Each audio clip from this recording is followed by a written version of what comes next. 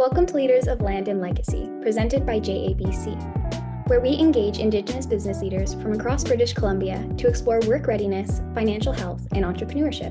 If you want to learn what makes these leaders successful and how you can apply these lessons to your own life, then you're in the right place. I'm Jacqueline, and in today's episode, we will be exploring Indigenous women in business, breaking new ground with Kimberly Marion, CAO of Kika Contracting. Thank you, Kimberly, for joining us today. Thank you for having me. I appreciate it. All right, let's dive right in.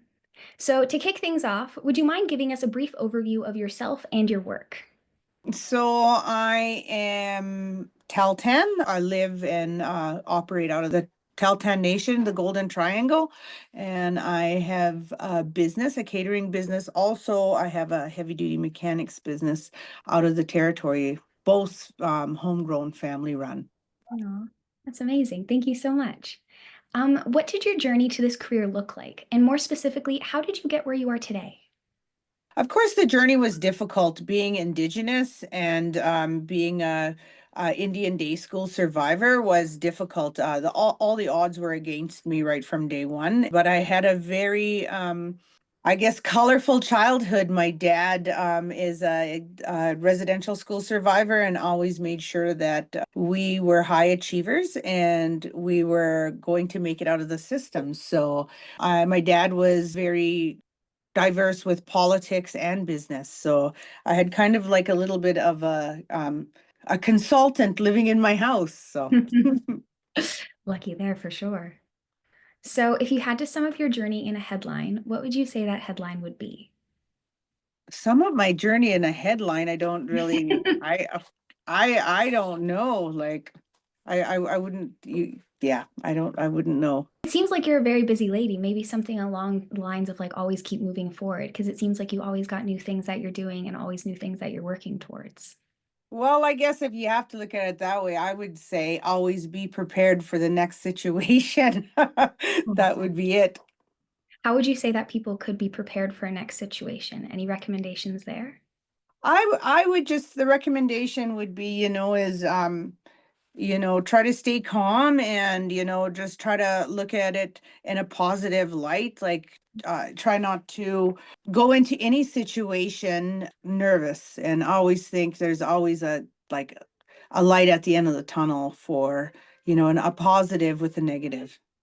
I love that. Optimism is definitely something that's super important. You have to be optimistic when you own your own business. Most definitely. And just for some clarity for our listeners here, would you mind describing to us what exactly is a CAO?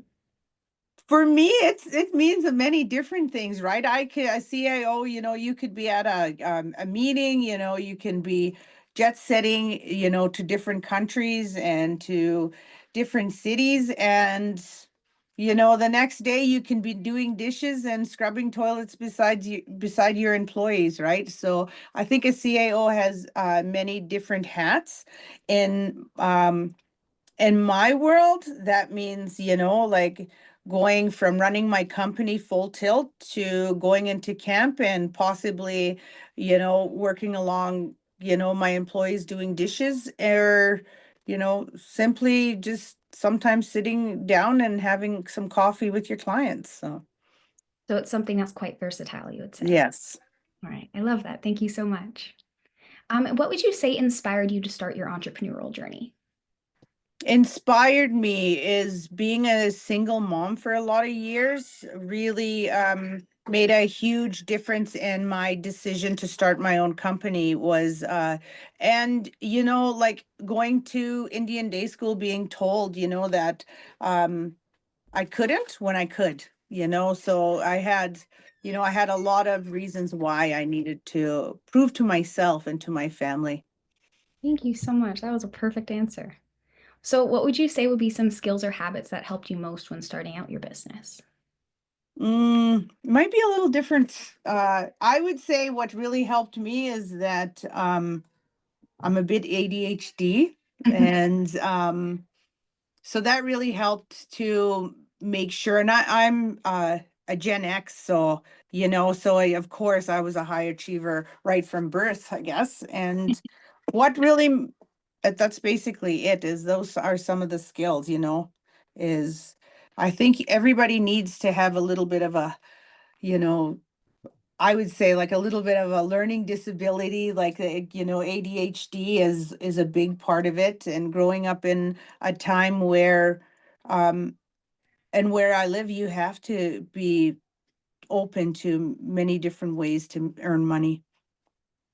Sorry, that's a long-winded answer, but No, it was perfect. It was perfect. It ties back into what you were saying before about versatility as well and perseverance. I love that. mhm.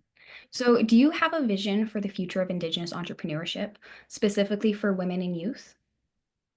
My vision is to keep breaking those barriers. Being Indigenous is hard enough as it is because you're going up against many different, large companies um, who have a different lens. Like, I right now I would say that one of the challenges is that um, Indigenous people, let alone women, are kind of like forced into the industry, having to partner with non-Indigenous, and there's kind of like the lens where they're like it's the only way you're going to grow. So what I would say for the future is continue to try to be 100% owned, continue to want to do best for my employees and my people. So that's kind of which way going with that. So, essentially, break from the status quo, kind of make your own path there. Yeah, and it's difficult because sometimes, it's not only the industry, it's your own people that, put those roadblocks up. And I'm here to just keep letting people know that and proving to people that you can do it. It's possible. Yeah. When trying to break the status quo, I assume that you'll encounter a lot of difficulties. How would you say that those difficulties could be navigated? Again, just staying calm and, like evaluating each situation with a different lens makes a big difference. If you go into it and with that negative and what people are always expecting from Indigenous people, it doesn't always work. So you have to take each problem with a different outlook, I guess. And I think that makes a big difference. So, stray from being closed minded. Yeah. Thank you. I really appreciate that. So, how did your upbringing influence your approach to business and financial decision making? I grew up with a very close-knit family, and I had a grandfather that would trap to make money, would lay, flooring to make money, and then my father, his political and had to do many different jobs to support us. So um, I think that had a really big influence. And I was raised with a bunch of strong women in our community. And when you're from a small Indigenous community, it's the community that raises the kids. So, would you say that it's important to have good role models around you? It's very important. Like right now, I try to model that what I've grown up with, right? So I try to mirror that with upcoming entrepreneurs. Do you have any suggestions for how youth might be able to find some good role models or where they could look? Um, Suggestions like with me, one of the things that I've really valued is I've put a lot of my heart and soul into the community. So they, always look into your like who's running, the hockey, who's running the rec centers, those moms and dads that are, working, a few jobs and taking the time, to build a healthier community. Now, that's where you're going to find some pretty strong role models. I love that. People who are balanced in all aspects of their life. Thank you. Yes. So, what advice would you give to aspiring entrepreneurs about building financial literacy and accessing resources to start or grow their own businesses? I would say first dream big and then build a financial map on how you're going to navigate. Make sure you always have a nest egg Okay. to go back on, and to make sure you surround yourself with other entrepreneurs to help guide you through it. Okay. Would you mind diving into that financial net concept a little bit? It was very interesting there. Um, well, like being an entrepreneur, like I was I was very strong in a lot of different areas and weak in others. And you learn really fast that building a foundation is huge and always making sure you have a nest egg to fall back on. Because one of the things I've learned is that it is very important to make sure that your taxes are paid and um and accessing funds like um maybe this is not a popular answer, but being Indigenous, it was very difficult to find different options to help me grow my own business. Some took 1 year, some took 3 years. My dreams needed to happen in 6 months. Wow. So yeah, what I built was basically on my own with money that I put away for years. And like I say, again, a father that was willing to, invest in me. So, more specifically, how did you speed up that process to do it in such a short time frame? That's remarkable. I worked 3 jobs. Wow. I worked 3 jobs and took some really good advice from some strong people. And at nights, I would come home and I would make sure I would fill out those applications to apply for funds. And then I was really lucky. I had uh, a mentor introduce me to BDC. It's a business bank. And I had to get the loan on my own. So that's how I did it. I don't know if it's a good answer, but I mortgaged my house. That's a That fantastic answer. Yeah, I mortgaged my house to speed that up. Mm. Well, thank you so much for sharing that. Oh my goodness.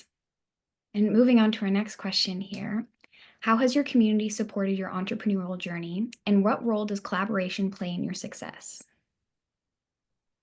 I come from an Indigenous community, so the support was next to nothing. I had to build every aspect of my company basically by myself and maybe 3 or 4 mentors that were willing to take a chance on me. But because of the way uh, Indigenous community is modeled and colonization has a big effect on us. The words are there. They want us to grow. They want us to be successful. But then when we start becoming successful, we actually have more roadblocks than support. Mm. You personally seem to navigate those roadblocks quite effectively, especially with how quickly that you got your business up and running. Do you have any suggestions for youth of how they might navigate similar roadblocks or barriers? I say work hard, stay realistic, and be true to your values. Mm. That's how I did it. And a supportive family that really, like really without my supportive family and staying true to myself, I don't know if we could have done it. And for the listeners out there who might not have supportive families, do you think a supportive family necessarily has to be blood, or could it be the connections that you make along the way as well? Well, my family is extended. I have, like being Indigenous, I have a lot of non-Indigenous family also, and extended, it doesn't need to be blood. It's the people you surround yourself with. And my dad used to always say, you become the person you surround yourself with. So I guess I've been very blessed in that way, is that I've surrounded myself with a lot of very strong people. I love that. Be cautious about your inner circle. Yeah. Thank you so much. And being clean and sober for 21 years helps a lot. Oh, most definitely makes you very productive, I assume, too, have lots of energy. Yes. So, being an Indigenous woman in business, it certainly comes with its challenges. What does representation mean to you in the business world, and how might you inspire the next generation? Representation means to me, it's again, it could mean all sorts of, in different lenses. I guess, I never really think about it. I'm so busy working like 3, 4 jobs. And when I'm not working, I'm trying to represent my community and my nation. So, I mean, I guess it's unclear for me to answer that because I'm so busy half the time. It's hard to even, yeah, to think of it. Were there any then Indigenous leaders that you looked up to when you were starting your business or along your journey? Yeah, I guess I would have to say it would be my father, Patadzurtsa. And we have another Indigenous leader that who really inspired me a lot. His name was Jerry Asp, and he's an actual speaker now. And I could just go on. There's so many. We've been very blessed in our nation to have so many very inspiring women and men. And I guess the woman that stands out in my life that really I watched her, raise her children and started janitorial company. Her name's Lorraine Colbreth. And, she really inspired me to say that anything's possible. Wow. And you can build an empire mopping floors. How about that? So, if you could pick three things that you learned from all these fantastic mentors, what would you say those would be? Um, with I guess with my dad, and again, it would be true to yourself and your people and always make sure that you have a good foundation. Jerry, it would definitely never take no for an answer. Always make sure you're moving forward. And with Lorraine is never give up and always work harder. If something doesn't work, try a different angle.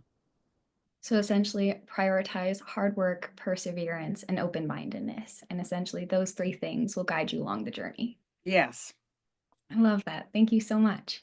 And more specifically, would you mind diving into some of the work that you've done actually in your company? So, I started my company with four people.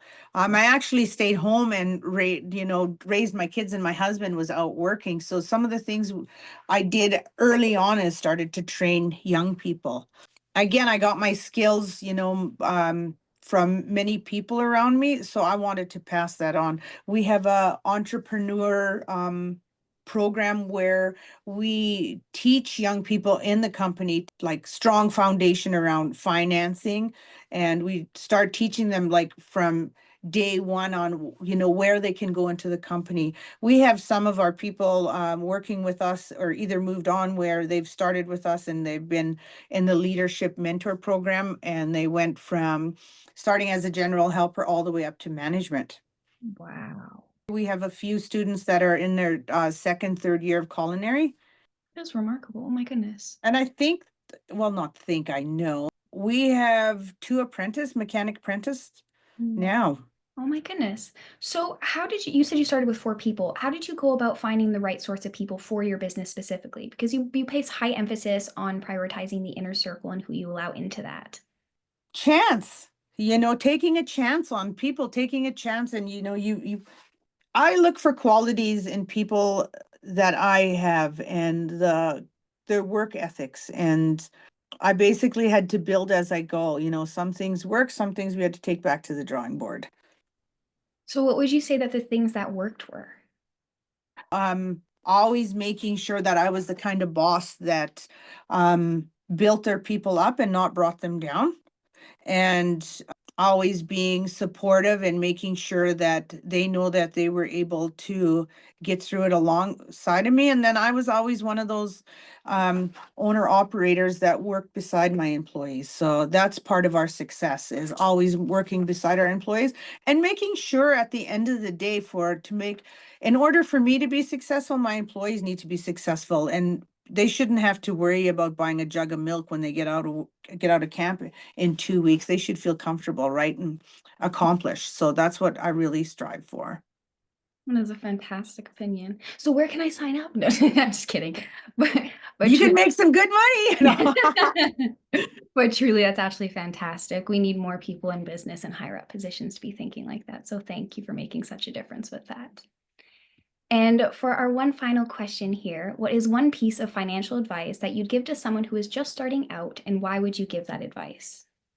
I should have taken my own advice back then, but I would say always put money away for a rainy day, Oh, because you just never know. Always make good, solid investments okay. and then go from there.